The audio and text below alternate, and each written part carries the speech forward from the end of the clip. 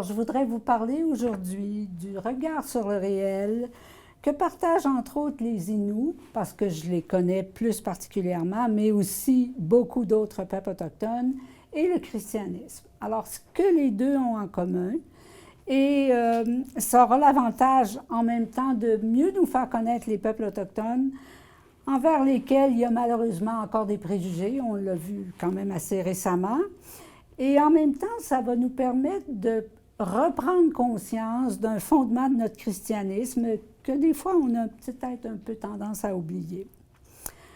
Alors, une de mes informatrices Inuit me disait, tu sais, mes ancêtres, ils se sont convertis au christianisme parce qu'ils mettaient de l'avant les mêmes valeurs que la société Inuit. La générosité, l'entraide, le partage. Et en affirmant cela, elle identifiait le don comme l'élément fondateur de la pensée Inuit, mais aussi du christianisme. Alors, c'est ce que je vais essayer de vous montrer, comment est-ce qu'on peut comprendre ça. Donc, on va commencer par regarder le regard Inuit sur le réel, et ensuite, on vérifiera si le regard que le christianisme pose lui correspond. Alors, le regard Inuit sur le réel, c'est d'abord de dire que la vie est un don et que le monde est celui qui donne la vie à tous les êtres. Alors, ça implique d'abord que les Inuits comprennent que la vie est un don à recevoir et qu'il nous vient essentiellement du monde. La relation des Jésuites, qui était une sorte de journal que les Jésuites venus en Nouvelle-France envoyaient en France à chaque année pour raconter ce qui s'était passé dans la colonie et qui nous met donc au courant du comportement de ceux qu'on appelait les sauvages au moment du contact entre Français et Autochtones, rapporte en 1634, donc très tôt, le récit du Père le Jeune qui accompagne un groupe de montagnais, c'est-à-dire nos Inuits de maintenant, à la chasse pendant l'hiver pour apprendre leur langue. La saison est mauvaise. Le groupe ne prend pas grand-chose et tout le monde a faim. Le chef du groupe, qui voit bien que le Père le Jeune souffre de la situation et qu'il a envie de se décourager, dit « Nous serons quelquefois 2 jours, quelquefois 3 sans manger, faute de vivre. Prends courage, Chibiné, aie l'âme dure, résiste à la peine et au travail. Garde-toi de la tristesse, autrement tu seras malade. Regarde que nous ne laissons pas de rire, quoique nous mangions peu. » Qu'est-ce que nous indique une telle remarque? Elle nous montre que la vie est d'abord conçue comme quelque chose qui ne vient pas de nous. La vie ne se possède pas. Elle n'est pas quelque chose qu'on tient à partir de soi, on la reçoit. Et pour la posséder, elle doit nous arriver constamment. Pour le chasseur Inuit, la vie est là, qui s'offre à lui, et il faut la prendre à la manière dont elle se présente. S'il veut en vivre, il doit entrer dans sa danse, quel que soit ce qu'elle lui offre. Le même hôte dira un peu plus tard au Père le Jeune, en constatant comment l'affaiblit la situation de disette que vit le groupe, « Considère que voici un beau pays, aime-le. Si tu l'aimes, tu t'y plairas. Si tu t'y plais, tu te réjouiras. Si tu te réjouis, tu guériras. » La vie qui se présente doit se recevoir comme un don si on veut y participer. Dans l'exemple cité ici, le fait de guérir est la suite même de cette ouverture à une réception plus ample d'une vie qui n'était reçue qu'à moitié et donc ne se donnait pas pleinement et ne pouvait donc donner la pleine santé. La vie nous arrive à l'avant de nous-mêmes et doit être reçue dans ce qui se donne. Pour se donner pleinement, elle doit être reçue pleinement. Donc, la vie ne vient pas de nous. Deuxièmement, autre conséquence de ce regard sur le monde donne la vie aux êtres humains, mais il est aussi celui qui soutient celle de tous les êtres qui l'habitent. Donc, cette deuxième conséquence, c'est la fraternité entre les êtres. La présence de tous ceux qui sont dans le monde, humains, animaux, forêts, arbres, rivières, enfin, de toute entité du monde, tout tient d'une même source du don. C'est le monde qui porte tous les êtres et leur permet à tous d'exister. Il y a donc entre les êtres une sorte de fraternité qui relève du don commun que tous ont reçu du monde. Chacun des êtres a sa dignité propre et voit sa place reconnue dans le monde. Plutôt qu'à une échelle posant une hiérarchie entre des êtres, la vision du monde ici correspond à un cercle autour duquel ils se trouvent tous et où tous ont leur mot à dire pour réaliser l'ordre du monde. N'oublions pas que chez les Autochtones, les décisions devaient se prendre à l'unanimité et qu'il fallait discuter jusqu'à ce que tout le monde soit d'accord. Alors, le don est aussi une loi du monde. Le monde encourage le don entre les êtres. Il donne à ceux qui partagent et tarit ses dons à ceux qui ne le font pas. Encore une fois, le Père Lejeune, dans ce même voyage de chasse où tous les participants souffrent de la faim et ne mangent que par intermittence le rare gibier que l'un ou l'autre arrive à trouver, s'inquiète lorsqu'il voit une grosse part du caribou qu'ils viennent enfin de prendre aller à un groupe de personnes rencontrées par hasard et qui sont à demi mortes de faim. Tout en louant la générosité des membres du groupe qui l'approuvent, il s'interroge sur le sans-gêne des arrivants qui risquent de leur enlever une nourriture dont ils pourront avoir besoin très bientôt.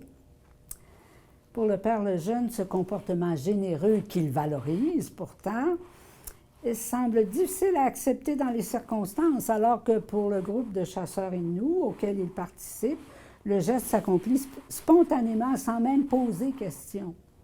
Pour les Inuits, la générosité est la loi même du monde. C'est une évidence à laquelle on ne peut se soustraire.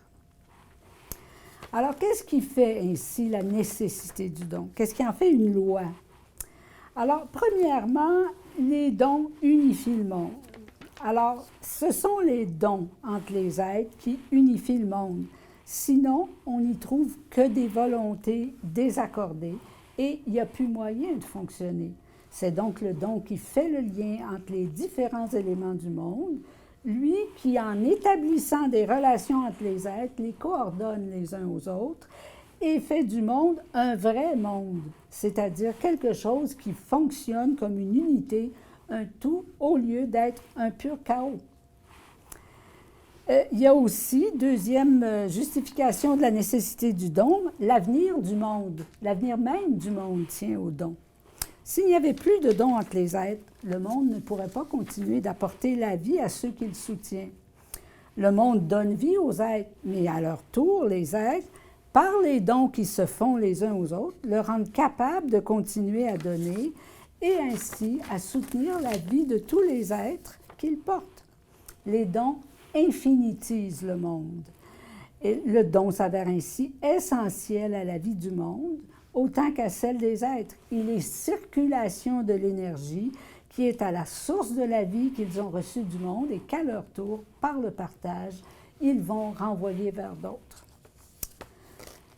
Et c'est cette recherche sur la culture et la spiritualité Innu qui m'a permis de prendre conscience du fait que, tout comme la pensée Innu correspond à ce que j'ai appelé une pensée du don, la pensée chrétienne était elle aussi une pensée du don, ainsi que me le suggérait mon informatrice Innu, en me rappelant les valeurs de générosité, d'entraide et de partage que la culture Innu et le christianisme avaient en commun. En christianisme, ce n'est plus directement le monde qui donne, mais Dieu. Et même encore plus précisément, Dieu qui crée le monde pour porter les humains auxquels il veut se donner en les faisant participer à sa propre vie. Il y a donc ici à la fois un antérieur au don du monde, que Dieu crée pour nous appeler vers lui, et un don après le monde, qui est cette vie qui est sienne, que Dieu veut partager avec nous. Mais on est encore en contexte de don dans les deux cas. Ainsi, celui qu'on considère comme le premier grand théologien du christianisme après l'élaboration du Nouveau Testament, et qui s'appelle Irénée de Lyon, qui a écrit vers la fin du IIe siècle, va dire dans son texte principal, « Au commencement, ce ne fut pas parce qu'il avait besoin de l'homme que Dieu modela Adam, mais pour avoir quelqu'un en qui déposer ses bienfaits. » Il reprendra juste un peu plus loin, Dieu a modelé l'homme en vue de ses dons. Dieu modèle, C'est l'expression d'Irénée qui voit Dieu en train de façonner avec de l'argile à partir de ses mains, comme le fait le potier, l'être humain avec lequel il veut entrer en communion, en l'amenant à l'intérieur du vécu de l'histoire humaine, à entrer en lien avec lui, à s'accoutumer à lui, dira-t-il, jusqu'à être capable de le voir dans l'au-delà et de vivre de cette vision de Dieu. La gloire de Dieu, c'est l'homme vivant, pourra-t-il affirmer, c'est-à-dire l'homme vivant de la vie éternelle, de cette vie trinitaire de Dieu à laquelle il veut nous conduire. De même, saint Augustin, là on est plutôt à la fin 4e, début 5e siècle, va dire dans ses confessions où il revoit sa vie pour constater comment Dieu est toujours là pour l'appeler vers lui jusqu'à ce qu'il vienne à céder et à se convertir après des années d'hésitation. Il va dire au moment où cette conversion est enfin accomplie, « Je n'étais même pas là, je vous le cite, je n'étais même pas là pour que tu me donnes d'être. Et voici pourtant que par ta bonté qui me précède, je suis tout ce que tu m'as fait et d'où tu m'as fait. » Autrement dit, il reconnaît que Dieu qui lui a donné la vie l'a en cela précédé de façon absolue, puisqu'il n'était même pas là encore pour la recevoir, et l'a ainsi donné à lui-même. « Je suis tout ce que tu m'as fait. » C'est très proche de ce qu'on retrouve dans une prière chrétienne innou. « Je suis ce que tu m'as fait. » Je vous cite cette prière-là. « Je suis ce que tu m'as fait. C'est parce que tu m'aimes tellement. C'est de ça que je vis maintenant à chaque moment. » Comme Augustin, l'innou qui prie reconnaît que Dieu l'a fait et qu'il tient de ce don de Dieu tout ce qu'il est. Parenté avec Augustin donc. Mais aussi, puisque l'amour que Dieu lui porte lui donne la vie à chaque instant, chacun des instants de sa vie est une manifestation de cet amour. Ainsi, le christianisme innou est totalement centré sur l'amour de Dieu, au point que, par exemple, pour eux, les litanies se formulent autrement que pour nous. Ainsi, le correspondant du Seigneur, « Ayez pitié de nous » ou « Prends pitié de nous » que nous disons, sera plutôt pour eux « Seigneur, chéris-nous, Seigneur, aime-nous ». Ils ont conscience que le lien qui les attache à Dieu est un lien d'amour. Alors, au fond, c'est son amour qui constitue en quelque sorte la source de cette énergie qui va pouvoir opérer la rencontre avec lui. C'est le Dieu de l'amour qui nous porte et de lui que tout tire son origine. Donc, il y a des prières en langue inoue qui vont se terminer ainsi. « Aime-moi » ou « chéris-moi » et « je t'aimerai de tout mon cœur ». Qu'est-ce que ça veut dire? Ça veut dire que pour être capable de répondre vraiment à l'amour de Dieu, il nous faut lui demander un supplément de son amour parce que tout nous vient de là. Alors, comme on vient de le voir dans la prière, où chaque instant de la vie du priant relève de cet amour. Alors, ça se rapproche des 9 premiers livres des Confessions de saint Augustin, là où il nous raconte sa vie, jusqu'à ce qu'il en vienne à sa conversion au christianisme à l'âge de 31 ans. Et c'est à 19 ans qu'il avait pris la décision d'opter pour la sagesse. Donc, voyez-vous, entre les deux, l'espace. Et il a constaté que Dieu était toujours là pour l'appeler vers lui. Et il va finalement en venir à dire à Dieu, « Tu as crié et tu es venu à bout de ma surdité. Tu as brillé et tu es venu à bout de mon aveuglement. » Et ainsi de suite pour les 5 sens, au moment où il affirme qu'il a été complètement conquis par Dieu. C'est l'insistance amoureuse de Dieu qui est venue à bout de ses réticences et de ses hésitations. Sa conversion relève donc de l'initiative totale de Dieu, et c'est ce que tout le récit de sa vie des 9 premiers livres des Confessions tend à nous montrer.